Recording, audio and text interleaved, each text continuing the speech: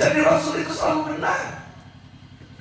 Jadi ketika Rasul mengatakan setiap umatku akan masuk surga, itu pasti benar. Percaya tidak? Percaya tidak? Malah tidak percaya. Mau masuk surga enggak?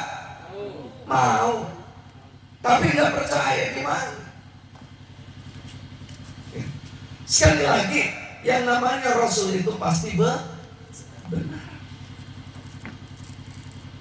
Ya, makanya Allah Subhanahu wa taala sampaikan di dalam Al-Qur'an itu, Ati'ullah wa ati'ur Rasul. Taatlah kepada Allah dan taatlah kepada Rasul. Wa ulil amri minkum, dan taatlah dan kepada ulil amri di antara kalian. Jadi kata ati'u, ya, itu disematkan kepada Allah. Taatlah kepada Allah dan taatlah kepada Rasul. Kenapa? Karena Rasul itu nggak mungkin salah. Jadi kalau kita taat sama orang yang mesti benar, itu selamat kita. Ya, makanya Bapak Ibu, ya, tadi ulil amri minkum itu, ibu-ibu itu harus taat sama suaminya itu dengan catatan, Bu. Ya, bapak-bapak nih mentang-mentang jangan, wah istrinya harus taat gitu, semena-mena sama istrinya. Ya, taat dalam kebenaran. Kenapa? Karena ada satu kaidah yang mengatakan la ta'ata lil makhluqi li maksiatillah. Jadi nggak ada ketaatan kepada suami, kepada manusia kepada pemimpin kecuali Rasulullah itu kalau diminta untuk bermaksiat kepada Allah Subhanahu wa taala.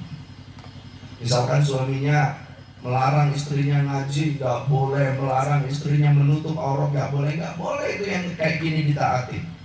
Ya, maka kalau suaminya meminta itu, Allah Subhanahu wa taala memberikan hak kepada para wanita untuk melakukan gugat cerai kepada suaminya. Inilah Islam mengajar kepada kita. Tetapi ketika suaminya mengajak kepada kebenaran, wajib hukumnya bagi seorang wanita taat kepada suaminya. Kenapa? Karena ketaatan kepada makhluk, ya, Rasul itu juga makhluk, tetapi Rasul diutamakan. Rasul dihususkan oleh Allah dengan mengatakan ati'ullah wa ati'ur Rasul. Ya. Tapi kalau pada makhluk yang lain, ya, tidak ada ketaatan mutlak. Kalau benar wajib ditaati, kalau salah tidak boleh ditaati. Ada nggak, Bu, pemimpin yang salah, Bu? Ya. Ada nggak pemimpin yang salah? Ada. Kalau pemimpin salah boleh nggak ditaati? Tidak. Boleh nggak? Nggak boleh. Takut, Pak. Ya, takut saya dipotong jabatan. Memangnya ibu punya jabatan apa? Nggak punya, saya cuma rakyat aja. Kenapa harus takut dengan kehilangan jabatan? Ya, takut saya dipecat jadi rakyat. Takut saya nggak dikasih KTP. Takut saya nggak dikasih BLT dan yang lain-lainnya. Ya. Ini karakter yang dicontohkan oleh Rasul. Jadi kalau Rasul itu wajib kita taati, kalau pemimpin itu kadang harus kita taati, kadang nggak boleh justru. Gitu. Ini yang pertama sidik. Ya. Yang kedua apa? Yang kedua apa, Pak? Sifat wajibnya?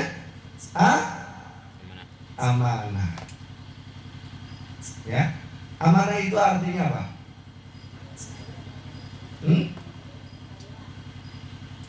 Dapat dipercaya, melaksanakan sesuai dengan tanggung jawabnya. Dikasih A, dia berikan A. Dikasih B, dia berikan B. Ya, makanya Rasul itu ketika diperintahkan oleh Allah, ya Rasulullah Muhammad, sampaikan kepada umatmu sholat 5 waktu wajib, sampaikan. Ya, puasa Ramadan wajib, sampaikan. Ya, terus kemudian apalagi menutup aurat wajib, sampaikan. Makan babi haram, sampaikan. Judi haram, Rasul sampaikan itu. Nggak ada yang ditutup-tutupi. Kenapa? Karena Rasul itu amanah. Apa yang diminta oleh Allah, Rasul sampaikan. Ya, termasuk kata Rasulnya, nggak boleh kalian kaum muslimin makan harta riba.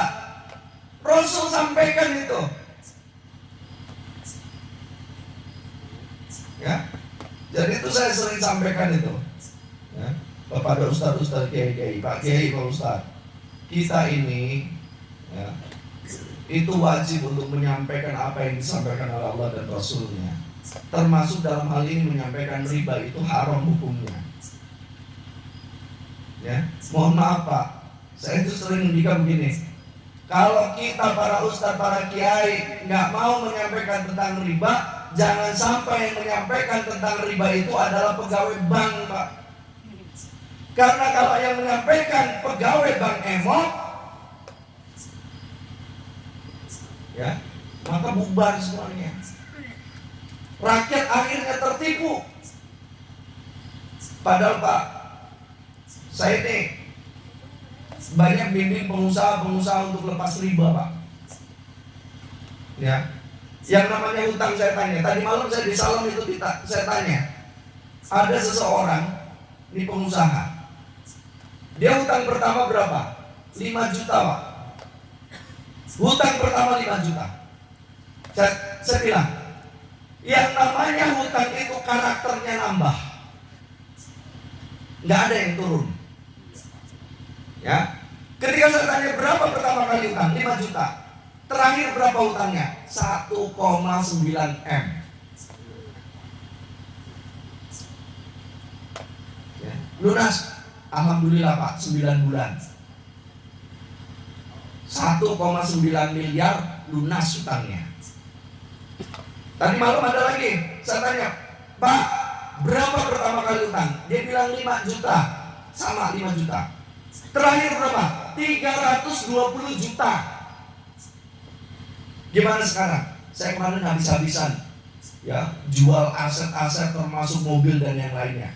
Kenapa dia tutup? Mohon maaf Pak, ini saya sampaikan nih, mohon maaf ya. Ternyata dia akui Pak, saya dikasih sehat sama Allah.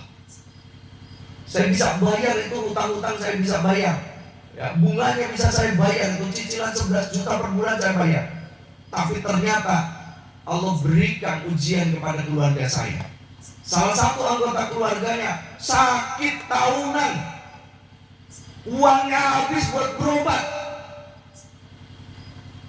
Ya, keluarganya tidak harmonis. Nih Pak, Bang Emok ini bisa menghancurkan keluarga. Saya sedih itu kalau ada masyarakat itu pinjam Bang Emok itu.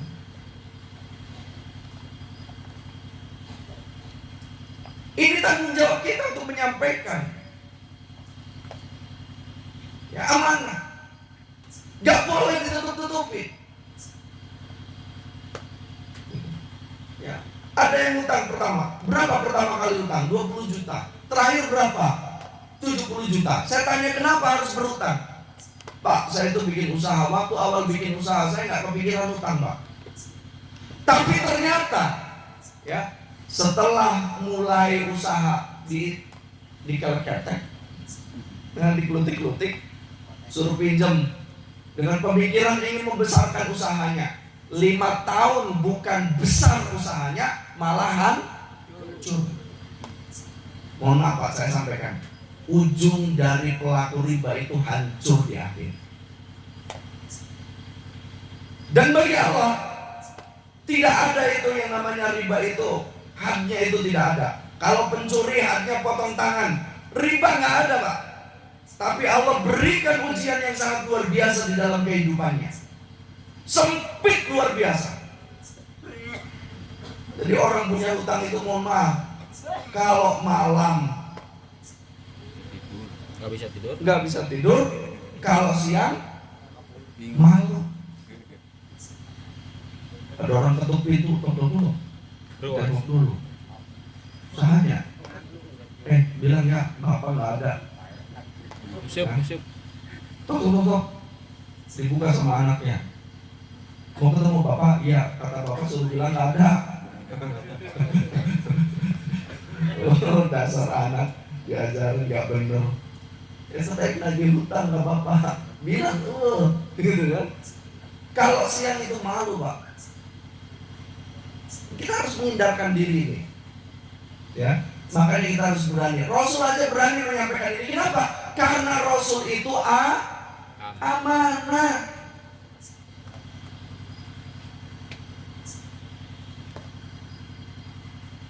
Gitu. Ya. Nah, yang berikutnya, sifat Rasul yang berikutnya apa? Tablik. Ya, tablik. Jangan tablik dulu, yang fatonah dulu. Ya. Yang berikutnya, sifat Rasul yang ketiga itu adalah fatonah. Apa itu fatonah? Fatonah itu artinya cerdas. Ya. Jadi Rasul itu adalah orang yang cerdas, Pak. Bahkan dunia itu mengakui satu-satunya manusia yang paling hebat, nomor wahid, nomor satu di dunia itu adalah Rasulullah Muhammad SAW. Bahkan orang-orang kafir juga, ya orang-orang barat sana mengakui bahwa Rasulullah Muhammad itu manusia paling nomor satu di dunia. Tapi kenapa umat Islam itu tidak mau mengikuti Rasulullah?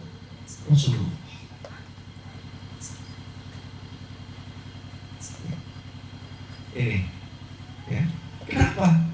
Gitu. Rasul itu cerdas. Gitu. Ya. Cerdasnya Rasul ini terbukti. Bagaimana Rasulullah SAW menyelesaikan masalah-masalah pada waktu itu di dunia Arab. Ya. Jadi ketika Rasulullah diutus oleh Allah datang membawa Islam, orang-orang di sana itu sedang dalam masalah. Bagaimana Rasulullah itu bisa mengislahkan dua suku yang setiap waktu itu berperang di antara mereka, yakni suku Aus dan Khazraj. Dakwahnya Rasulullah mempersatukan mereka, bahkan mendukung dakwah Rasulullah. Bayangkan, Pak, dari yang mereka itu biasa berperang sampai kemudian mendukung. Itulah yang kita kenal dengan istilah kaum Ansar.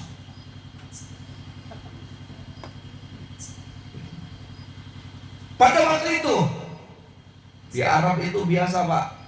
Ya, kalau timbangan itu, ya, kalau di kita timbangan namanya timbangan apa?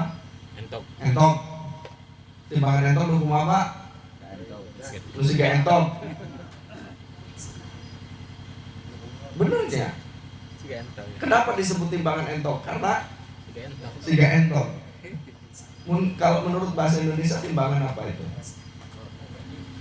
Timbangan itik. Timbangan entok. Karena siga entok. Itu di zaman Rasul itu memang timbangan entok tidak ada. Tapi kalau nimbang, Pak, curang mereka.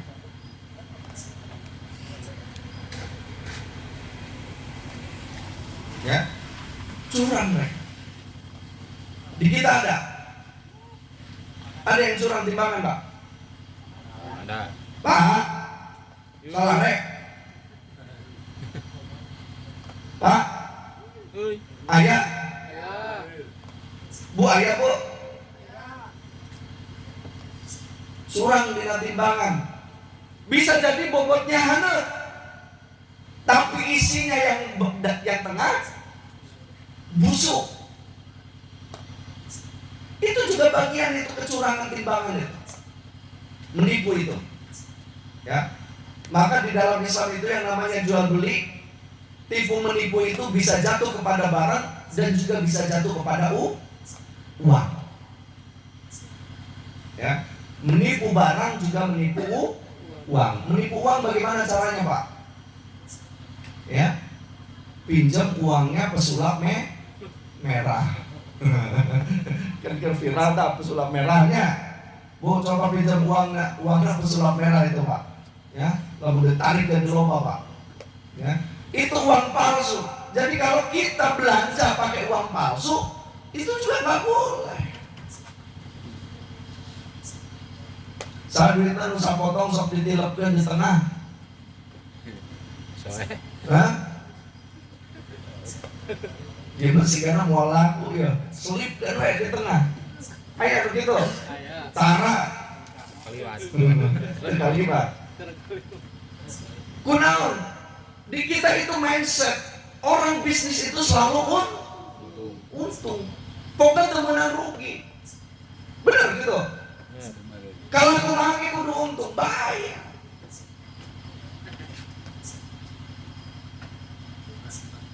Gitu.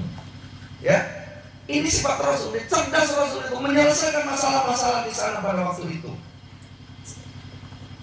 Ya, walaupun pada waktu itu Rasul itu dikatakan oleh bangsa Quraisy pada waktu itu disebut sebagai orang bodoh, orang gila. Tetapi mereka mengakui bahwa Rasulullah Muhammad SAW itu adalah manusia cerdas. Ya, termasuk ini menjaga dirinya, Pak. Yang namanya Rasul itu selama hidupnya berapa kali sakit, Pak? Ya, 2 kali saja sakitnya, Pak. MC udah berapa kali sakit? Nggak kehitung, nggak cerdas. Gitu. Ustadznya juga lagi sakit, dia nggak cerdas juga, makanya jangan diikutin terus. Ya, bisa jadi ustadznya salah. Tapi kalau Rasul nggak mungkin salah. Ya. Rasul itu nggak bodoh, cerdas dia. Beliau ini cerdas. Ini fatona. Ini harus ada pada diri Rasul. Coba Bapak bayangkan, kalau Rasul itu bodoh, ya, pelangap-pelongo, ditanya masalah nggak bisa jawab. Pak, saya punya masalah ya Rasul. Apa masalahnya? Gini-gini, nggak mudeng saya. Kok tanya saya? Tanya yang lain lah sana. Jangan tanya saya. Nggak boleh itu pemimpin ditanya. Jangan tanya saya. Ya, ada pemimpin ditanya jangan saya. Itu tanggung jawabnya Bapak. Ya, Pak ini gimana listrik naik Pak? Jangan tanya saya, tanya PLN nggak kenapa naik. Gitu. Ya, coba. Saya mau tanya nih Pak, jujur dijawab Pak. Jujur dijawab. Kalau Rasul itu tidak cerdas, ya, itu tidak mungkin Pak. Ya, satu waktu, ya ini nanti saya munculkan pertanyaan. Satu waktu, ya, itu sampai tidak ditemukan orang fakir miskin. Ya, di masa setelah Rasul itu sampai tidak ditemukan fakir miskin, sampai kemudian zakat itu, ya, itu dicacar di pinggir jalan Pak. Ya, siapa yang butuh ambilin. Berarti di sini apa? Rasul itu mampu memberikan kecerdasannya kepada pengikutnya sehingga mampu menyelesaikan problem ekonomi. Ya. Sekarang saya tanya Pak, ini pertanyaannya Pak. Bapak bayar listrik setiap bulan, ada yang nunggak Pak? Nggak ada yang nunggak? Beli bensin ngutang? Enggak. Bayar listrik selalu. BBM cash. Ya. Informasinya saya kasih tahu Pak. Listrik 1.300 VA di kita itu harganya per kWh itu hampir 1.600 per kWh. Ya. Di Amerika, Ustaz jangan jauh-jauh, yang dekat di Korea. Korea sama Amerika jauh mana Pak? Nah? Jauh Jambu. Ya, Korea. Di Korea, listrik itu harganya hanya sekitar 600 perak per kWh. Saya tanya, pendapatan orang Korea sama orang Indonesia besar mana? Korea. Ya, besar orang Korea. Ya, ini pendapatannya lebih besar. Kayak mana? Indonesia sama Korea, negaranya kayak mana? Indonesia. Kayak mana, Bu? Indonesia. Saya kasih tahu, Bu. Setengah cadangan emas dunia itu ada di Indonesia tempatnya. Jadi kalau di dunia ini ada emas 1 kintal, maka 500 kilogram 1 kintal, 50 berarti ya, 50 kilonya itu ada di Indonesia. Yang 50 kilo lain itu dibagi-bagi di negara negara lain.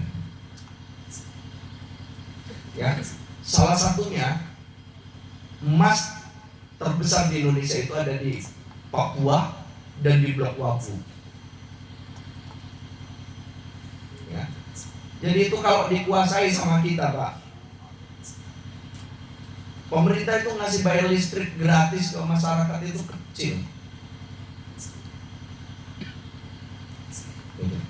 Saya tuh punya temen di Cilacap, ini serius.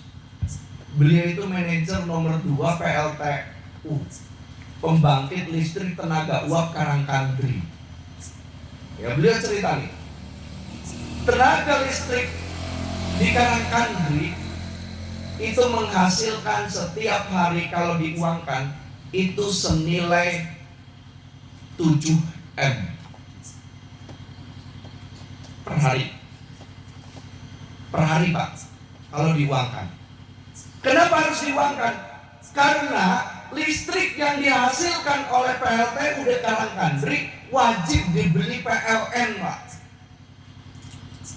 Dipakai nggak dipakai harus dibeli. Jadi dia setiap bulan itu produksi, setiap hari dia dapat bayaran 7 M perusahaannya. Dan dia cerita, Bu, ini teman saya ini cerita. Jadi perusahaan Karangkandri itu kalau ada kerusakan berat pada mesin, itu per hari itu hanya butuh dana operasional itu 4-5 M. Kalau tidak ada kerusakan, maka biaya operasional itu di bawah 4 M per hari. Berarti 1 hari surplus berapa M? 3 M. Kalau 1 bulan berapa?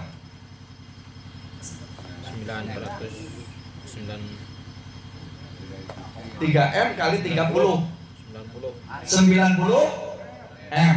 1 tahun berapa? 1 triliun, Pak.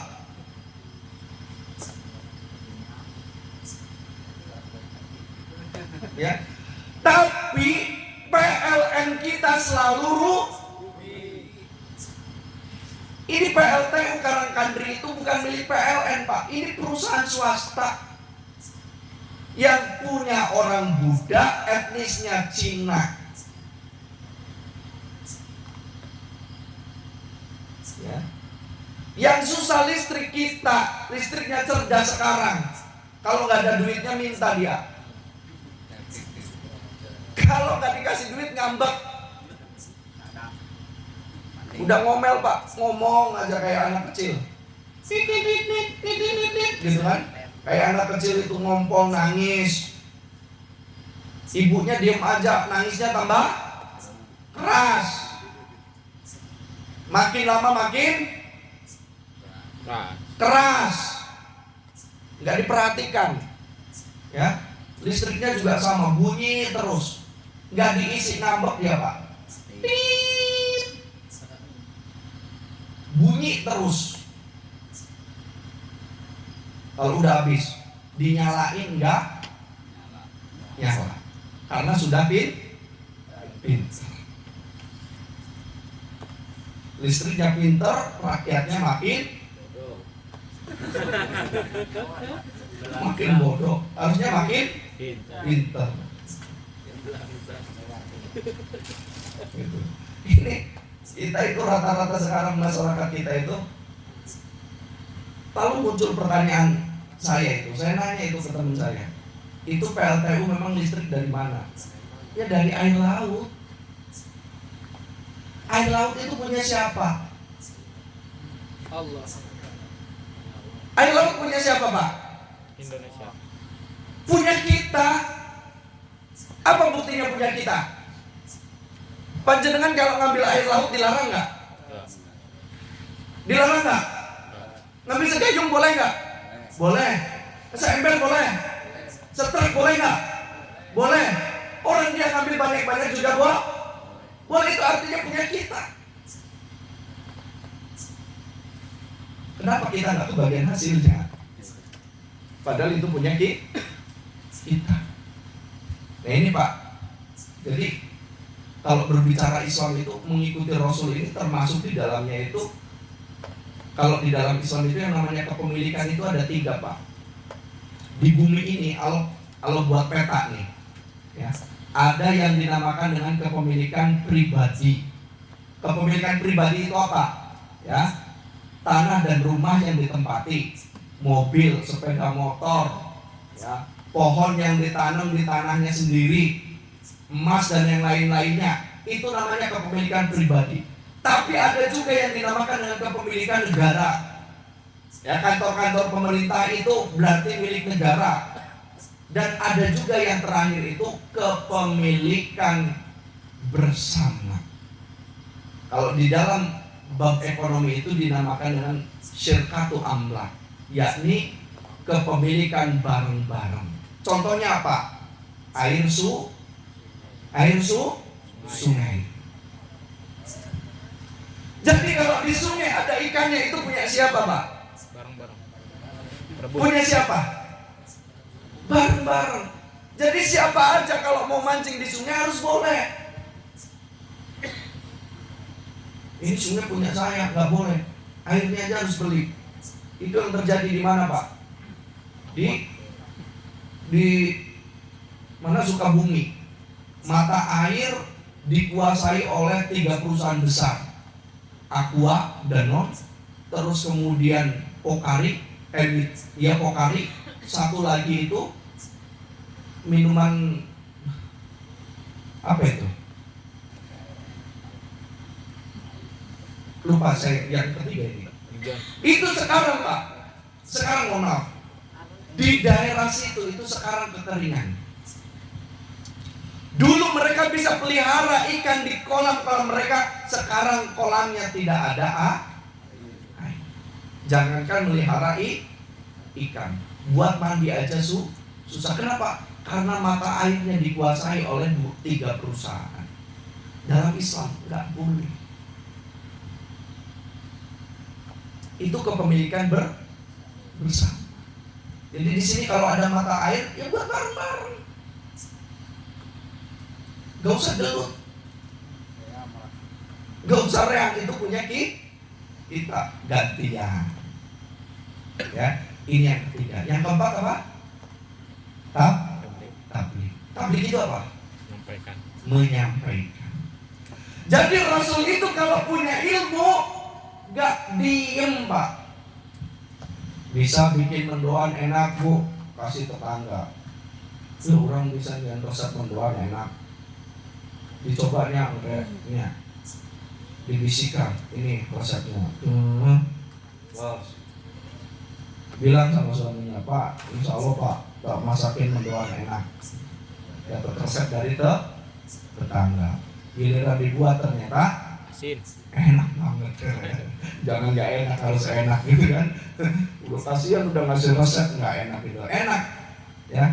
Artinya apa? Kalau punya ilmu itu harus berbagi, harus mau menyampaikan. Ini ngomong masalah mendoan, biar harmonis, ya, bisa masak, dikasih ilmunya, ya.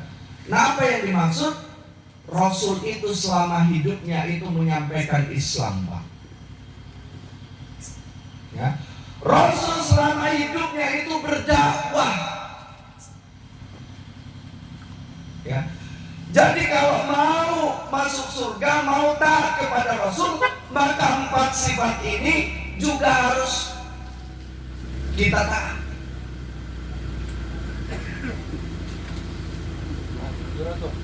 Ini ada yang menyampaikan pesan. Nah, ada pesan.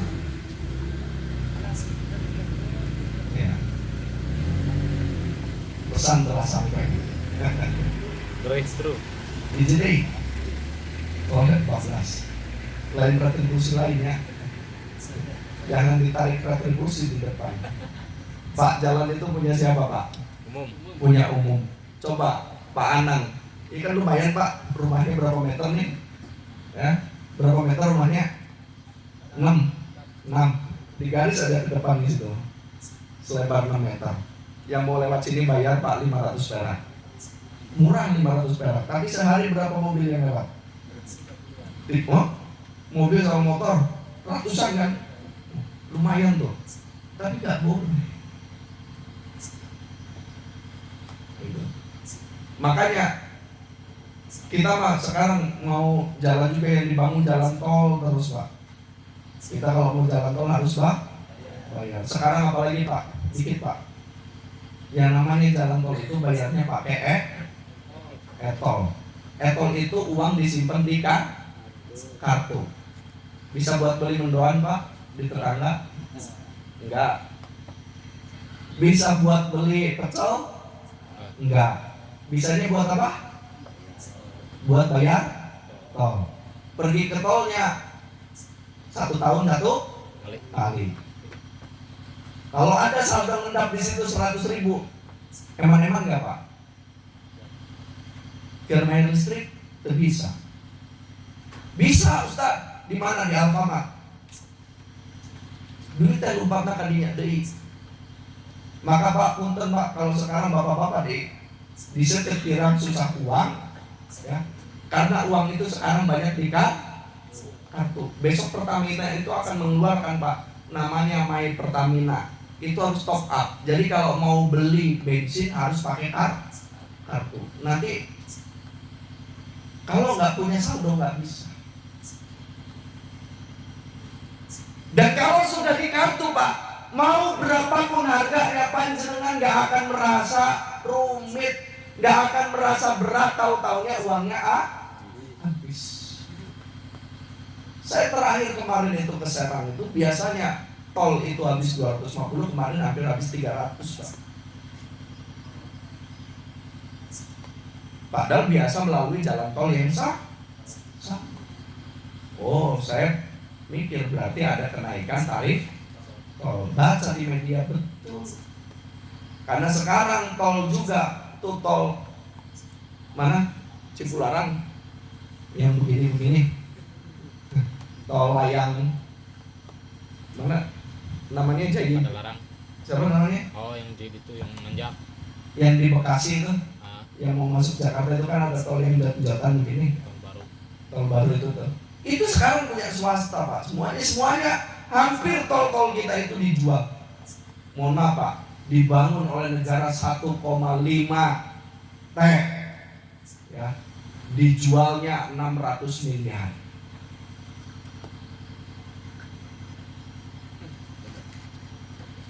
Bikin 1,5 T dijual 600 miliar. Untung apa rugi? Untung apa rugi? Makanya dari dulu ya, kehidupan kita itu makin susah. Kita bayar utangnya tambah mahal, ya, ketika dijual murah. Akhirnya kita yang kena beban terusnya rakyat nih makin hari. Pak, dulu saya zaman SD beli telur itu 1 kilo 2.000 perak. Sekarang berapa? 27, 26. Saya tanya Pak, Bapak dulu pernah makan telur tahun 80-an? Pernah telur ayam? Berapa harga tahun 80, 90? 2.000 perak 1 kilo. Sekarang 27.000. Saya tanya, rasanya beda apa sama? Rasanya sama. Terus? Beda harga. Rasanya sama, telurnya itu juga. Kuat beli. Baheula teu kuat 2.000. Ayeuna jadi kuat. Ya. Ini bukan kuat beli, Pak.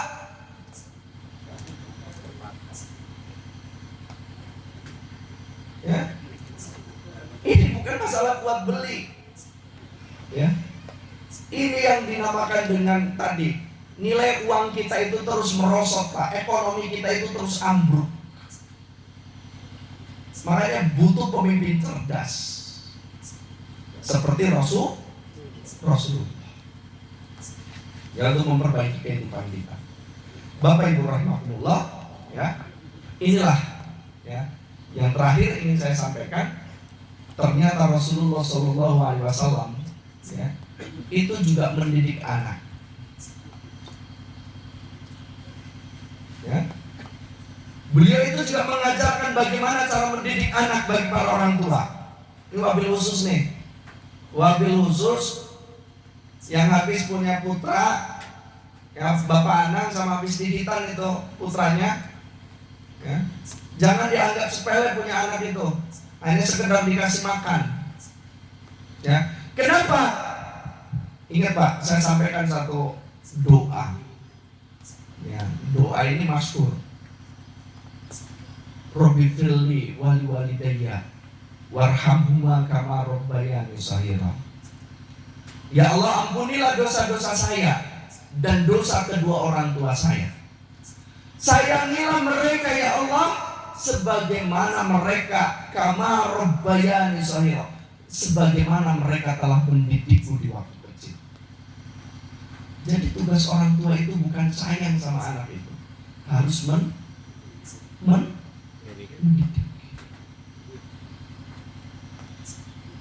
Kalau sayang pinjam Pak HP Pak, kasih. Pak duit Pak, kasih.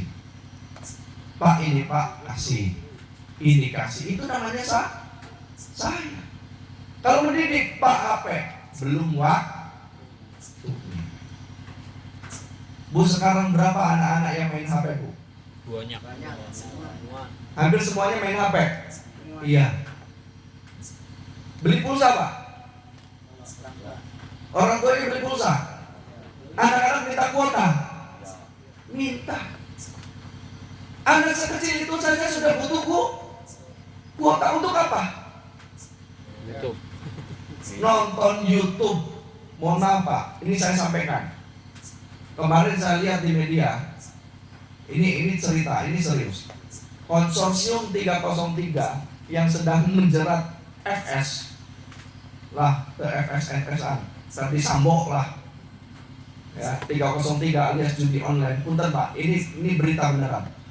Perputaran 1 tahun di judi online itu mencapai 154 triliun dalam 1 tahun. Dan rata-rata masyarakat, ya, mohon maaf Pak saya katakan, yang pasang judi online itu tarifnya ngambil 10.000 sampai 20.000. Itu menunjukkan masyarakat kelas bawah. Saya tanya, pasang tiap hari 10 sampai 20.000. Ya, yang kaya siapa? Sambo. Yang kaya Sambo. Yang kaya bos judinya sama Sambo. Gitu. Yang pasang 10.000 kaya? Mending Pak. Akhirnya 10.000, 20.000 yang seharusnya bisa buat beli susu anaknya, gak jadi beli susu anaknya. Jadi ternyata judi online itu tidak hanya sekedar merusak keuangan, tetapi dia bisa merusak kecerdasan, kekuatan generasi kita, anak-anak kita. Jangan sepelekan. Mohon maaf Pak, sekarang itu banyak anak-anak muda. Itu saya kalau di Wanarja itu, ya jam-jam maghrib sampai dengan jam 9 sampai jam 10 itu banyak anak datang ke ATM itu. Saya tanya ngapain transfer, top up, untuk apa? Ternyata judi online. Judi online itu sekarang di HP semuanya. Maka kalau ibu-ibu, bapak-bapak kasih HP ke anak-anak, bapak ibu bertanggung jawab kalau anaknya nanti rusak gara-gara HP. Ya, sekarang mungkin anteng, tapi ingat 10-15 tahun yang akan datang, bapak ibu akan pusing menghadapi kelakuan anak-anak kita. Saya tidak sedikit dicurhati, Ustaz. Saya pusing ini anak saya begini, begitu dan yang lain-lainnya. Kenapa? Salah kita juga.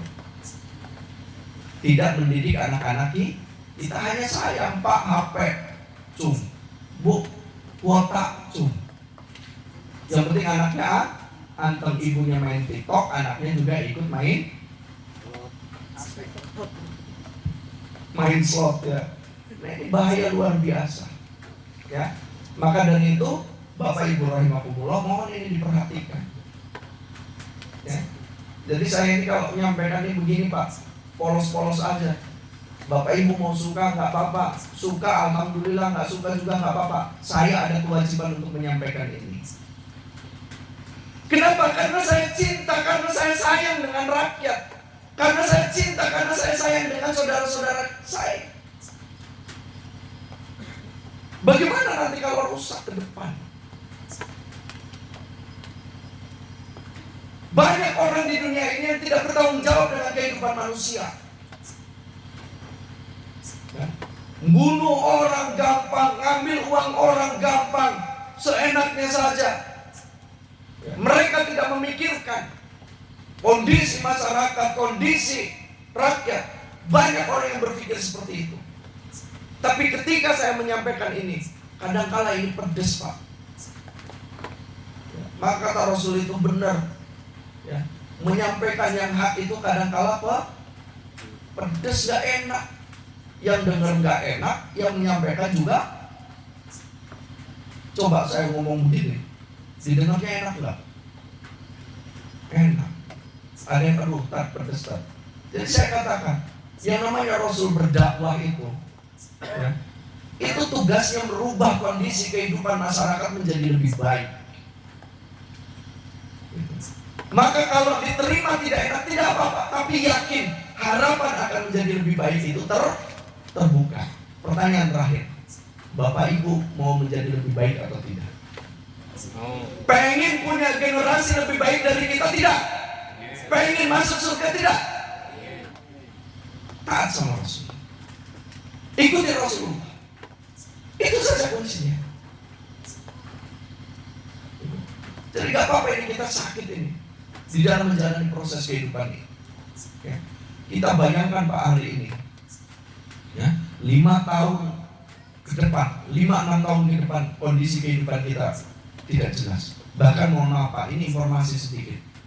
Tahun 2023 seluruh ekonom dunia, ahli ekonomi dunia mengatakan tahun 2023 kehidupan dunia menjadi gelap ekonominya. Nah, maka Bapak yang punya pekarangan, punya kebun, punya sawah dan sebagainya, kembali bertani Pak. Jangan tinggalkan itu pekarangan. Karena kalau sampai ekonomi gelap gulita, hanya satu yang bisa bertahan, mereka yang bisa memproduksi hasil dari tanah. Karena perdagangan tidak akan jalan.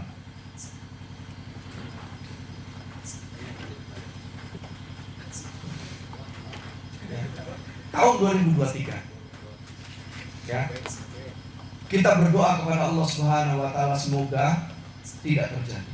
Tetapi para ahli sudah memprediksi. Ya. Jadi sekali lagi, kenapa? Karena salah satunya umat manusia di muka bumi ini cinta kepada Rasulullah, tetapi tidak mau taat kepada Rasulullah.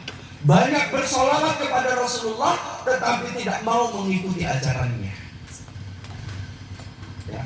Bahkan orang-orang Barat, orang-orang kafir memuji Rasulullah, tetapi umat Islam justru menjauhi Rasul. Inilah kegelapan itu sampai kepada kita. Kenapa? Karena ini kebodohan kita semua. Bapak Ibu rahimakumullah, ya. Semoga Allah Subhanahu Wa Taala memberikan kemudahan kepada kita semuanya. Yang sedang sulit, yang sedang susah, yang sedang punya utang, Allah mudahkan. Segera lunas utangnya. Ya. Yang sedang punya kesulitan hidup, ya, Allah mudahkan urusannya. Yang belum nikah, Allah mudahkan jodohnya. Yang belum punya anak, Allah beri amanah anak. Ya, caranya bagaimana? Banyak beristighfar. istighfar dan bersolawat. Ya, insya Allah demikian yang bisa saya sampaikan pada malam hari ini. Mohon maaf yang sebesar-besarnya. Ya. Kebenaran tetaplah menjadi kebenaran, ya, walaupun harus ditutup-tutupi. Ya, kita semuanya harus paham. Kita sudah memilih agama ini, agama Islam, dan kita sudah menentukan pilihan hidup kita itu untuk masuk surga. Mari kita berkomitmen taat kepada Rasulullah Muhammad SAW, dan kita semoga sekali lagi dimudahkan untuk mengikuti langkah-langkah beliau. Ya.